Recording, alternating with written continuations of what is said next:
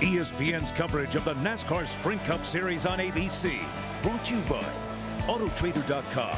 When you search for a car on Autotrader.com, you can narrow by model, color, and price. Find the car you want at the price you want at Autotrader.com. AT&T. Vote for the AT&T Fastest Pit Crew of the Year award from your AT&T phone. Text the car number of the pit crew you think is the fastest and most valuable in today's race to 2258. AT&T, the nation's fastest 3G network. And Chevy and our award-winning cars, trucks, and crossovers. Just 25 laps away from halfway here in the Banking 500 at Charlotte, only from Bank of America, and it is Jeff Gordon, who has a pretty good history at this racetrack. Remember, Jeff got his very first career pole and his first career win at this track back in the fall of '93 and the spring of '94, respectively, and trying to get win number 2 in the 2009 season and move up even more in the point standings. The guy they're chasing in the points right now is the 48 car, who's running third. Dave. Doc's still working on their race car. That last stop, they made an air pressure adjustment, and here was Jimmy's assessment after about 10 or 15 laps in. Started off fast, loose, but not as edgy, just kind of more loose than anything. So that worked. It's sort of pretty good right now. It's still turning strong off the throttle. We fixed the tight rolling. It probably will show up at the end, but these are good changes. Very positive to his crew, and I like the way earlier edgy was good, and then there was a bad edgy, and they fixed that. So edgy can go both ways, I guess. I guess you can, Dave. Depends on which side of that edge you're on. Exactly. Well, they're on the good side of the edge. This car's moving forward, the 48. Now, the 42, on the other hand, Juan Pablo Montoya, Andy, after that contact, they have struggled. Oh, man, that was so costly. He was running fourth before that last caution came out. He's 30th. Right now, with that damage, that's a difference of 87 points. Yeah, he's been passed by every car on the racetrack here that is out there running, and he's only about 2 seconds ahead of the leader, Jeff Gordon. Here's Dale Earnhardt Jr.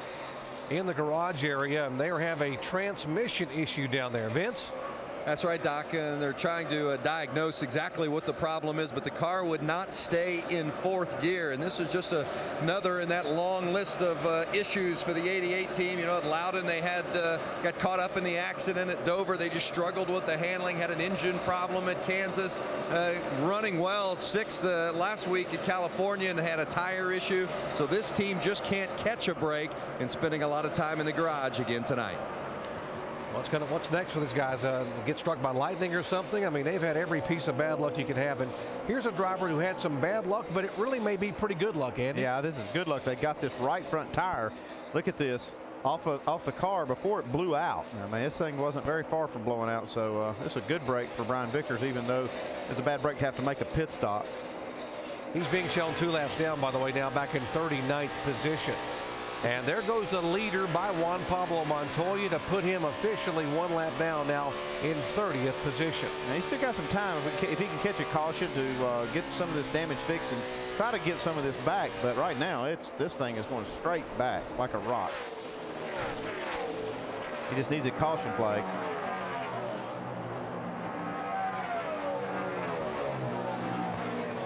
Battle for 9th position here. The Dodge, the Penske Dodge number 2 of Kurt Busch, and here comes the Chevy of Martin Truex.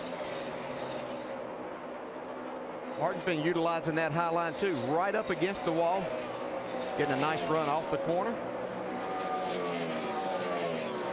Last time Martin Truex drove this car, he sat on the pole and dominated, in fact led the most laps at Atlanta Motor Speedway, which is the sister track to this racetrack in terms of banking of 24 degrees in the corners. Now watch this one just come off the corner.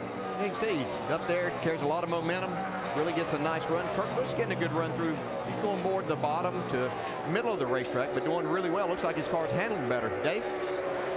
He's kind of stalled out right here, DJ. He restarted 14th and has gotten 5 positions. Kurt radioed to his crew that, you know, it's kind of a carbon copy of California last week. We get so far up and then we just sort of stall. So they've gotten as far as they might go on this run.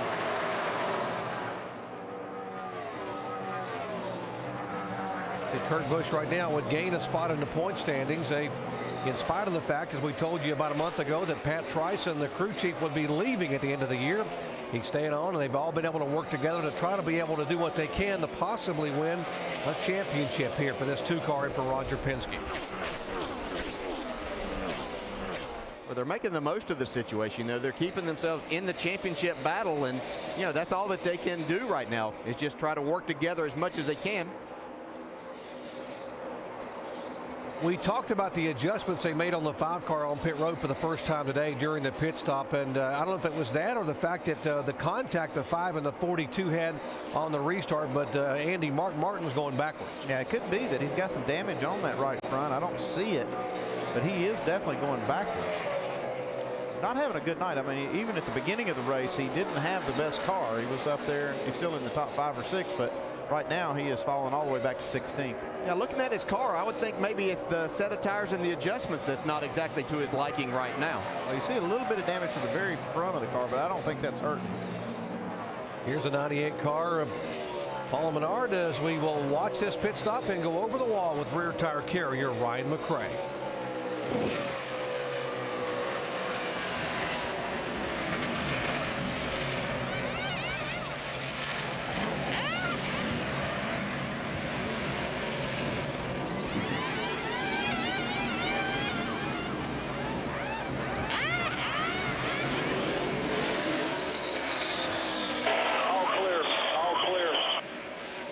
Pretty busy activity there. Ryan's got to look around and get the tire to him and be able to get the other tire back across. It's got to be attended, and he'll get a penalty from NASCAR. Yeah, that was definitely an unscheduled stop. It was about 20 laps before he needed to come in. Well, no, actually, he may have been one of the wave round cars that was due to come back in. The other leaders are not due in for another 20-some laps. You see right side of your screen, the 88 now back on the racetrack after that transmission change, so fresh tires, and he will be quick. Right now, Earnhardt Jr. now being shown 29 laps down in 41st position. Now in front of him is the 29 car of Kevin Harvick. It was the newest generation RCR car they had last week at California, where he qualified 7th and had a great run, a top 10 finish, and they brought the same car here tonight. Hasn't performed quite as well as it did last week, but he's up there pretty good. He's in the top 15 and making pretty good progress tonight.